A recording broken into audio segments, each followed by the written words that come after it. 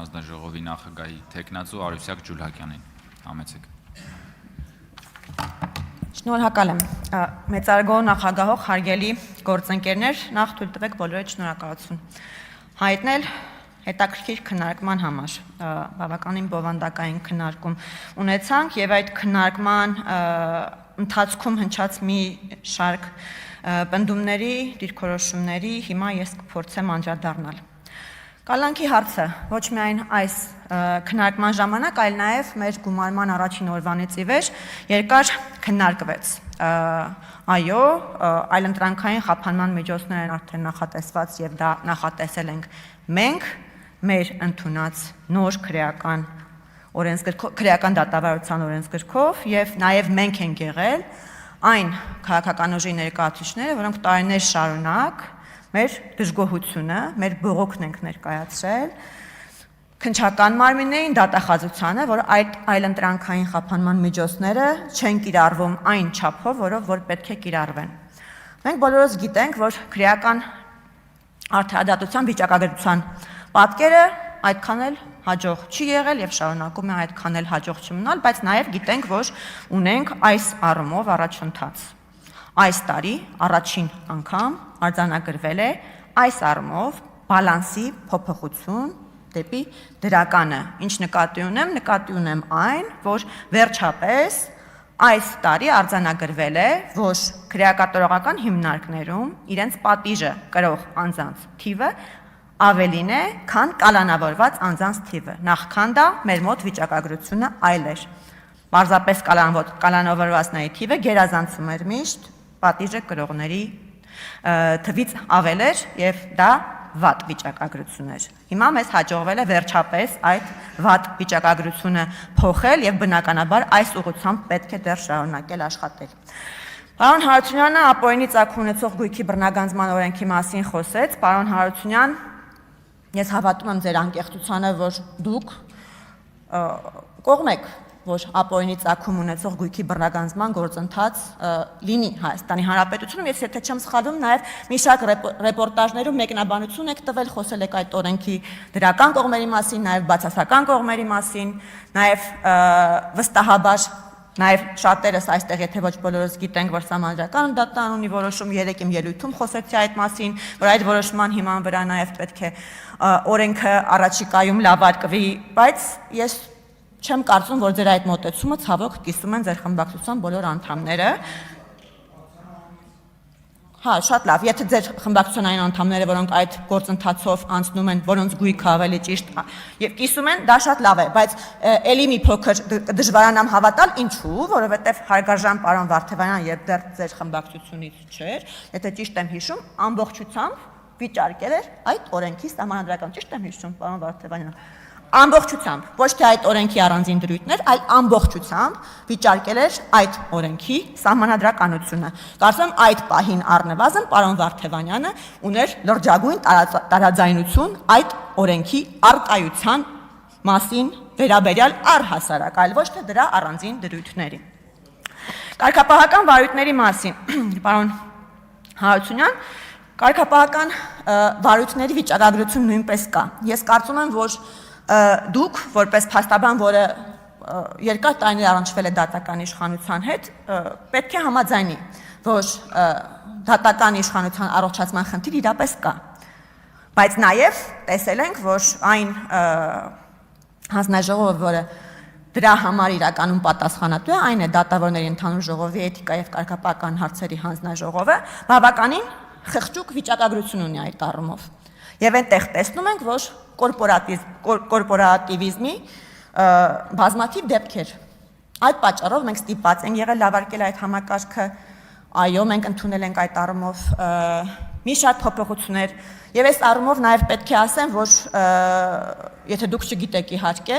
Եվրոպայի խորհուրդը, խորհրդարանական վեհաժողովը մի շարք բանաձևեր ունի, որտեղ խոսում է այդ փոփոխությունների դրական լինելու վերաբերյալ։ Վարչական դատարանի ծանրաբեռնվածությունից խոսեցիք, պարոն Հարությունյան, վերջին տարիների ընթացքում մի շարք քայլեր են կատարվել այդ ծանրաբեռնվածությունը թոթափելու ուղղությամբ։ Դատավորների թիվն է ավելացվել, թվայնացվել է դատավարությունը, որոշ գործեր դուրս են բերվել այդ դատարանի քննության տիրույթից եւ որոշվել որ վարչական մարմինները պետք է դրանցով զբաղվեն, գրավոր ընթացակարգներ են լայնվել, դատավորների համալրման process-ն է արագացվել, արդյոք դա տվել է ցանկալի արդյունք, այս պայմանությամբ դեռ ոչ։ Բողոքարկումների հետ կապված պարոն Վարդևյանը խոսեց, այդ ամբողջ պետական համակարգի խնդիրն է պարոն Վարդևանյան եւ խնդիրը, որը ես էլ եմ բարձրաձայնում։ Ես միշտ ասում եմ, ընդ որում բոլոր տեղերում, այն բոլոր մարմինները, որոնք ունեն բողոքարկելու իրավասություն, իրենք ապահովության համար միշտ բողոքարկում են, որ հետո իրենց չմեղադրեն չբողոքարկելու մեջ։ Սա խնդիրը, որը պետքա քննարկենք, այո, այսինքն պետքա բողոքարկել, պետք չի բողոքարկել, միշտ բողոքարկվում է։ Եվ սա գլոբալ խնդիր է, ոչ թե լոկալ խնդիր, որը միայն վարչական դատարանին է հատուկ կամ մենակ կոնկրետ դեպքերով է, գլոբալ բոլոր պետական մարմինները միշտ բողոքարկում են, որ հանկարծ իրենց չմեղադրեն, որ իրենք չեն բողոքարկել։ Խնդրեմ, կա պարոն Հարությունյանը մեկ դեպք առնվազն կա, որը չի բողոքարկել, բայց սա խնդիրը ես համաձայն եմ, որը պետքա ստանա լուծում։ Ուրեմն Տիկին Գասպարյան, շատ շնորհակալ եմ, որ դուք խոսեցիք այդ 86 դեպքի մասին։ Իհարկե ասեցիք, որ դուք չեք բարձրաձայնել, որ այդ դատավորներին մենք չհետապնդենք, մի քիչ տարօրինակ է, որ դուք կարծում եք, որ ձեր բարձրաձայնելուց ենք մենք այդ դեպքերը իմանում։ Մենք գիտենք այդ մասին։ Ես շնորհակալ եմ, որ դուք խոսեցիք այդ մասին, որովհետև դա ուղղակիորեն հերքում էր ձեր գործընկերների այն պնդումը, որ դուք մասսայական քրեական հետապնդումների եք ենթարկվում։ Որովհետև եթե այդ 150 քանից ինչքան հնչեց 86-ի դեպքում դատավորները, դատարանները արձանագրել են, որ կա հիմնավոր կասկածի բացակայություն, դա ուղղակիորեն է վկայում այն մասին, որ եթե մենք ուզենայինք ձեզ հետապնդել, այդ 86 դեպքից հիմա կլիներ 0, ուղղակի 0։ Հիմա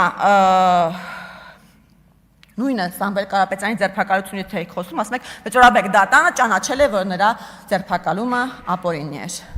Դուք իրապես պնդում եք, որ մենք զավթել ենք դատական իշխանությունը եւ դատական իշխանության անկախությունը հասցրել ենք 0-ի եւ մեր վճռաբեկ դատարանը ապօրինի է ճանաչում Սամվել Կարապետյանի ձերբակալությունը, որին ըստ ձեզ մենք քաղաքական հետապնդման ենք ենթարկում։ Ես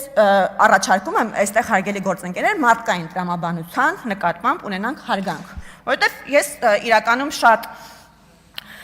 լայնախոհ եմ եւ շատ բաների կարող եմ շատ հանգիստ վերաբերվել, բայց երբ իմ բանականությունը փորձում են կասկածի տակ դնել տրամաբանության շղթաների չկառուցելու միջոցով, ես ինձ վիրավորված եմ զգում։ Դուք իսկապես կարող եք ինձ վատ բառեր ասել, չգիտեմ, ես չվիրավորվեմ, բայց երբ փորձում եք իմ բանականությունը դնել կասկածի տակ ներողություն, բայց ես դրան այդքան էլ լավ չեմ վերաբերվում։ Պարոն Վարդևյան դժգոհ է Արմեն Դանելյանից։ Ես ճիշտ եմ հիշում, պարոն Կարապետյան, որ երբ դուք մեղադրվում եք, դուք եւ ձեր թիկնապահ մեղադրվում եք ինչ-որ մեկին ծեծելու հարցում, հետո դուք արդարացվեցիք թիկնապահը ոչ, դատավորը Արմեն Դանելյանն էր, ինքն էր ձեզ արդարացնողը, ինքը չէր, ներողություն եմ, եթե սխալ եմ հիշում, ներողություն եմ խնդրում, եթե սխալ եմ հիշում, ներողություն եմ խնդրում, այդ դեպքում մնացական Մարտիրոսյանին, ճիշտ եք ասում, իշխանություններին գործող, հետո դատում են այն դատարանները, պարոն Կարապետյան, որը որ սարքել է այդ իշխանությունը, եւ հիմա ձեզ հետ կատարվում է հենց դա։ Ձեզ հիմա դատում է այն դատարանը, որը ձեր հայրիկը ուղղակիորեն թե անուղղակիորեն սարքել է։ Բայց ես այստեղ պետք է ասեմ, որ դուք մնացական Մարտիրոսյանի հետ որևէ խնդիր չունեք, 0 խնդիր ունեք մնացական Մարտիրոսյանի հետ, ձեր խնդիրը մեր հետ է։ Եվ եթե հանկարծ ստացվի այնպես, որ մի օր, մի հրաշքով դուք գաք իշխանության, մնացական Մարտիրոսյանին